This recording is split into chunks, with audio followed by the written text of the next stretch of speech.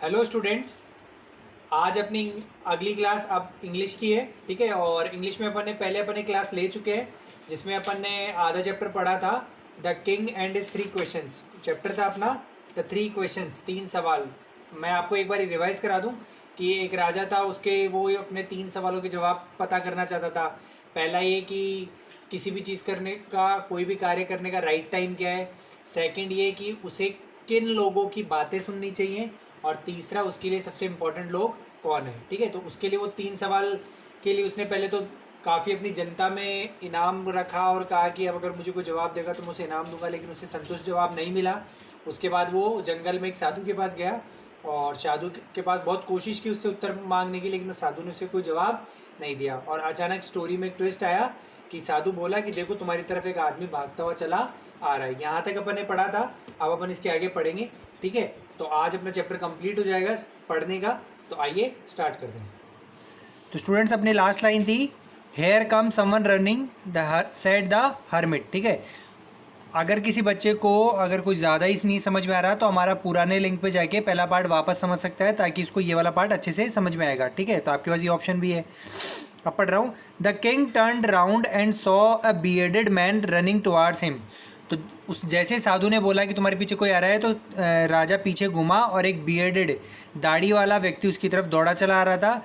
His hands were pressed against his stomach from which blood was flowing, ठीक है। और उसने अपने दोनों हाथ अपने पेट पे रख रखे थे जिसमें से घाव हो रहा था और वहाँ से खून निकल रहा था। When he reach the king he fainted and fell to the ground. और जैसे ही वो राजा के पास पहुंचा वो बेहोश सा होने लग गया और ज़मीन पे गिर गया क्योंकि उसके पेट में घाव था। The king and the hermit remove the man's clothing and found a large wound in his stomach. तो राजा ने और साधु ने उसके कपड़े हटाए पेट से और देखा कि वहाँ पे काफ़ी बड़ा घाव था स्टमक में। The king washed the and covered it with his handkerchief but the blood would not stop flowing. The king redressed the wound until at last the bleeding stop. तो राजा ने अपना हैंकी निकाला और उसका घाव को बांधा, वहाँ से कवर किया, लेकिन फिर भी ब्लड नहीं रुक रहा था। तो राजा ने फिर उसको हटाया, फिर नया कपड़ा लगाया और ऐसा करता गया जब तक उसका ब्लड आना ना रुक जाए। The man felt better and asked for something to drink. अब धीरे धीरे क्योंकि जब खून आना रुक गया तो इंसान को, उस व्यक्ति को अच्छा लगा और उसने कुछ पीने के लिए मांगा। The king brought fresh water and gave it to him. By this time the sun had set and the air was cool. और राजा उसके लिए पानी लेकर आया, फ्रेश वाटर, और उसको दिया। और अब इस समय तक शाम हो चुकी थी और ठंड का मौसम हो गया था, वातावरण ठंडा हो गया था। The king with the hermit's help carried out the wounded man into a hut and laid him on the bed. और साधु की मदद से राजा फिर उस आदमी को साधु की झोपड़ी में लेकर गया और उसे बेड पे सुला दिया, खटिया पे। The man closed his eyes and lay quiet. The king tired by his walk and the work he had done lay down on the floor and slept through the night. अब वो जो व्यक्ति जिस पे घाव लगा था वो थोड़ी देर वहाँ पे जैसे बेड पे लेटा, उसे नींद आ गई। और राजा भी, क्योंकि पूरे दिन भर साधु के साथ काफ़ी मेहनत की थी, खुदाई की थी, तो इसलिए उसको भी थकान हो गई और वो भी वहीं पे पास में सो गया। When he अवोक it was several minutes before he could remember where he was and who the strange bearded man lying on the bed was. Forgive me, said the bearded man in a weak voice when he saw that the king was awake. तो अगले दिन जब वो सब सुबह उठा तो वो आदमी जिसका उसने रक्षा की थी, जिसको उसने बचाया था, वो बोला मुझे माफ़ कर दो। और जैसे जब राजा उठा तो उसे बोला कि मुझे माफ़ कर दो। I do not know you and have nothing to forgive you for, said the king. तो राजा ने बोला कि मैं तुम्हें नहीं जानता और मैं तुम्हें किस बात के लिए माफ़ करूं, मुझे समझ नहीं आ रहा। You do not no me but I know you, I am the enemy of yours who swore revenge on you. ठीक है, आप मुझे नहीं जानते, वो घायल व्यक्ति ने बोला कि आप मुझे नहीं जानते पर मैं आपको जानता हूँ।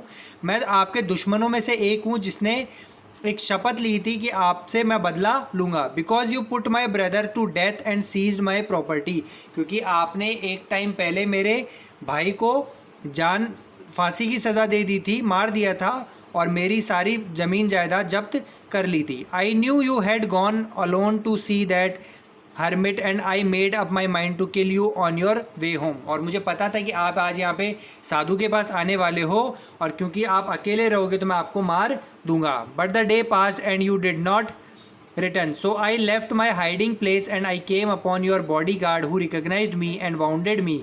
ठीक है, लेकिन मैं मेरी जहाँ पे मैं छिप कर बैठा था कि आप वापस आओगे तो मैं आपको मारूंगा, लेकिन शाम होती चली गई और आप वापस ही नहीं आए, तो इसलिए मैंने अपनी जगह छोड़ी और ऐसे मेरी भिड़ंत बॉडीगार्ड से हो गई आपकी, जो वहाँ पे खड़ा था और उसने मुझे घायल कर दिया। ठीक है, I escaped from him but I should have died if you had not dressed me my wounds। मैं उससे बचकर तो निकल गया आपके बॉडीगार्ड से, लेकिन मैं मर जाता अगर आपने मेरा घाव ठीक नहीं किया होता। I wish to kill you and you have saved my life। Now if I live I will serve you as your most faithful servant and will order my sons to do the same। Forgive me। मैं यहाँ पे आपको मारने के इरादे से आया था, लेकिन उल्टा आपने मेरी जान बचा ली, तो अब मैं जीवन भर आपका दास बनकर रहूँगा, आपका एक आज्ञाकारी नौकर बन के रहूँगा। और मैं मेरे आने वाले बच्चों को मेरे बच्चों को भी ये कहूँगा कि वो भी आने वाले टाइम में आपकी सेवा करे, मुझे माफ़ कर दें। The king was very happy and have made peace with the enemy so easily and to have won him over as a friend। राजा काफ़ी खुश था कि उसने कितनी आसानी से अपने दुश्मन से शांति बना ली और उसका वो एक दोस्त बन गया। He not only forgave him but he said he would send his servants and his own doctor to look after him and he promised to give back the man his property। और उसने कहा कि मैं तुम्हारे लिए doctor खुद भेजूंगा जो तुम्हारे घर पे तुम्हारा इलाज करेगा, और राजा ने उसकी प्रॉपर्टी भी उसे वापस कर दी। Leaving the wounded man the king went out of the hut and looked around for her hermit before going away he wished once more to get answers to his questions.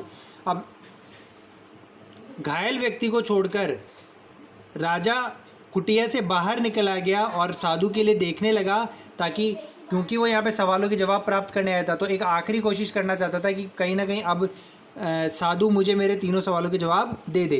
The hermit was on his knees sowing seeds in the beds that had been dug the day before. अब राजा जो गड्ढे उन्होंने कल खोदे थे साधु जो गड्ढे उन्होंने खोदे थे उनमें झुक कर बीज डाल रहा था। The king went up to the hermit and said for the last time I beg you to answer my questions wise man.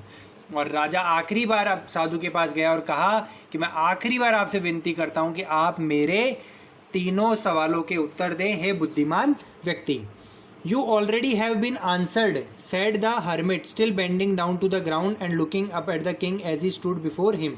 और साधु ने कहा कि तुम्हें तुम्हारे तीनों सवालों के जवाब अपने आप ही मिल चुके हैं।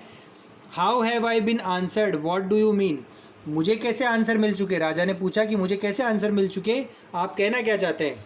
Do you not see, replied the hermit, if you had not pitied my weakness yesterday and had not dug these beds for me you would have gone away. तुम्हें नहीं दिख रहा क्या? अगर तुम्हें मेरी कमज़ोरी पर दया, पिटीड मतलब दया नहीं आती मेरी कमज़ोरी पर, और तुम अगर ये गड्ढे नहीं खोदते तो तुम यहाँ से पहले ही जा चुके होते। Then that man would have attacked you and you would have wished you had stayed with me। ठीक है, और अगर तुम जल्दी चले जाते तो वो व्यक्ति तुम्हारे ऊपर हमला कर देता और फिर तुम कामना करते कि तुम सोचते कि काश मैं साधु के साथ ही वहाँ पे रह जाता। So the most important time when you were digging the beds। तो तुम्हारे पहले सवाल जो कि था कि तुम्हारे लिए सबसे इम्पॉर्टेंट टाइम क्या काम करने का, तो उसका जवाब है कि तुम्हारे लिए सबसे इम्पॉर्टेंट टाइम था जब तुम गड्ढे खोद रहे थे। ठीक है, and I was the most important man and to do me good was your most important business. और मैं तुम्हारे लिए सबसे इम्पॉर्टेंट व्यक्ति था क्योंकि मैं ही तुम्हारी जान बचा सकता था तुम्हें यहाँ पे बिजी रख के, और मेरे लिए अच्छा करना ही तुम्हारे लिए सबसे इम्पॉर्टेंट काम था। Afterwards, when the man ran to us, the most important time was when you were caring for him, because if you had not dressed his wounds, he would have died without having made peace with you। और दूसरी बार जब वो व्यक्ति तुम्हारे पास आ गया घायल होकर, तब तुम्हारे लिए सबसे इम्पॉर्टेंट टाइम क्या था कि जब तुम उसके घाव ठीक कर रहे थे, उसे पट्टी बांध रहे थे, क्योंकि अगर तुम ऐसा नहीं करते तो वो मर जाता और तुम्हारा कभी दोस्त नहीं बन पाता। So he was the most important, और उस समय तुम्हारे लिए सबसे इंपॉर्टेंट वो व्यक्ति था और उसकी रक्षा करना तुम्हारे लिए सबसे इंपॉर्टेंट बिजनेस था, ठीक है। Remember then there is only one time that is important, that is now.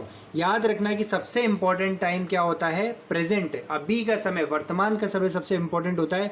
It is the most important time because it is only time when we have power to act. और यही सबसे important time इसलिए है क्योंकि इसी time अपन कुछ कर सकते हैं। अभी अगर मैं प्रेजेंट में हूँ तो ना मैं पास्ट का कुछ कर सकता हूँ, ना मैं फ्यूचर भविष्य का कुछ कर सकता हूँ, सिर्फ हम प्रेजेंट में ही कर सकते हैं। The most necessary person is the person you are with at a particular moment. और तुम्हारे लिए सबसे ज़रूरी व्यक्ति उस टाइम पे वर्तमान में वो होगा जो तुम्हारे साथ है। For no one knows what will happen in the future और whether we will meet anyone else. और फ्यूचर का हमें कभी नहीं पता कि हम किसी व्यक्ति से मिलेंगे या नहीं मिलेंगे। The most important business is to do that person good. और तुम्हारा सबसे इंपॉर्टेंट काम क्या होना चाहिए कि जो भी व्यक्ति तुम्हारे साथ है उसके साथ आप अच्छा करो। Because we were sent in the world for that purpose alone. क्योंकि इस दुनिया में हमको सभी के साथ अच्छा बर्ताव, अच्छी चीज़ें करने के लिए ही कहा गया है। अब देखिए यहाँ पे हमारा चैप्टर ख़त्म होता है, तो इससे इसी तरीके से उसे अपने तीनों सवालों के जवाब मिल गए। पहला सवाल कि राइट टाइम क्या है किसी भी चीज़ को करने का, तो प्रेजेंट राइट टाइम है किसी भी चीज़ को करने का। राइट पर्सन क्या है, जो व्यक्ति उसके साथ है वो उसका राइट सबसे सही व्यक्ति पर्सन हो गया। और सबसे ज़रूरी काम क्या है उसके लिए, तो जो भी व्यक्ति उसके साथ है उसके लिए ठीक उससे अच्छा बर्ताव करे, उसके लिए कुछ अच्छा करे, ये उसका सबसे इम्पोर्टेंट काम हो गया। तो इस तरीके से राजा को एक सीख मिलते हुए तीनों सवालों के जवाब मिल गए। अब स्टूडेंट्स आपका होमवर्क है कि जैसे इस तरीके के आपके कुछ ग्लॉसरी दी हुई है हर पेज के कॉर्नर पे, ये ऐसे ग्लॉसरीज दी हुई हैं। तो आपको इन ग्लॉसरी को क्या करना है, कॉपी में करना है। जैसे आप पिछली साल करते थे तो आप इस ग्लॉसरी को कॉपी में करना है। हार्ड वर्ड्स, नए हार्ड वर्ड्स, पिछले तक के हार्ड वर्ड्स मैंने आपको दे दिए थे और आगे वाले पार्ट के हार्ड वर्ड्स फ़ोटो खींच के मैं आपको दे रहा हूँ। तो उन्हीं हार्ड वर्ड्स के आगे आप उनको कर लेंगे। और ग्लॉसरी के लिए, ग्लॉसरी और क्वेश्चन आंसर के लिए जैसे पिछली साल तक नई कॉपी बनती थी तो एक नई कॉपी अलग बनाएंगे, उसमें आप ग्लॉसरी करेंगे और अगली क्लास में हम आपको क्वेश्चन आंसर्स करवाएंगे, ठीक है। तो आज के लिए इतना ही था। मैं उम्मीद करता हूँ आपको पूरा चैप्टर समझ में आया होगा। अगर आपको कोई दिक्कत हो तो दोनों वीडियोज़ को आप एक साथ देखें तो आपको पूरा चैप्टर और क्लियर हो जाएगा, ठीक है। और होमवर्क है कि 2 नई अलग कॉपियाँ होंगी, हार्डवर्ड्स की अलग कॉपी होगी, ठीक है, हार्डवर्ड्स की एक अलग कॉपी होगी और क्वेश्चन आंसर और ग्लॉसरी की एक अलग कॉपी की। तो हार्डवर्ड्स मैंने पिछली बार दे दिए थे, उनके आगे उनको करके उनके आगे जो अब नए मिलेंगे, आपको नए मिल रहे हैं, उनको करना है और ग्लॉसरी को करना है और वेट करना है। क्वेश्चन आंसर्स आपको फाइंड आउट करके रखने इसमें, फिर हम आपको क्वेश्चन आंसर देंगे तो उनको फिर कॉपी में करना होगा ताकि आप मैच कर लो कि आपने कितने सही निकाले और कितने गलत, ठीक है। तो आपको अभी सिर्फ ग्लॉसरी करनी है अलग कॉपी में, हार्डवर्ड्स पूरे करने अलग कॉपी में, क्वेश्चन आंसर्स आपको दिए जाएंगे बाकायदा सॉल्व किए हुए, तो उनको आपको करना होगा। तो स्टूडेंट्स आज के लिए इतना ही था। मैं उम्मीद करता हूँ आपको क्लास समझ में आई। कोई भी प्रॉब्लम हो, कोई भी डाउट हो, कोई भी समस्या हो तो आप ग्रुप में लिख सकते हैं। और एक चीज़ और, अपनी स्कूल को अपन प्रमोट करेंगे, अपनी स्कूल के लिए कुछ अच्छा करेंगे तो आप इस वीडियो को लाइक करेंगे, आप चैनल को सब्सक्राइब करेंगे, ठीक है, और कमेंट में लिख के बताएंगे कि आपको ये क्लास कैसी लगी ताकि हम अगली क्लास बनाएं तो आपके लिए इम्प्रूव कर सकें, ठीक है। तो आप वीडियो को लाइक करें, चैनल को सब्सक्राइब कर लें, ठीक है, अपने स्कूल का चैनल है ताकि कोई भी वीडियो अपलोड होगा आपको टाइम टू टाइम पता लग जाएगा और पुराने वीडियोस भी आप उस पर देख सकते हो। और कमेंट करके बताएं इसमें कि आपको आपकी क्लास कैसी लगी, कोई प्रॉब्लम है तो बताएं, ठीक है। तो स्टूडेंट्स आज के लिए इतना ही, थैंक यू। मैं उम्मीद करता हूँ क्लास अब अगली क्लास आपको समझ में आएगा और अगली क्लास तक आप मन लगा के काम करें। Thank you.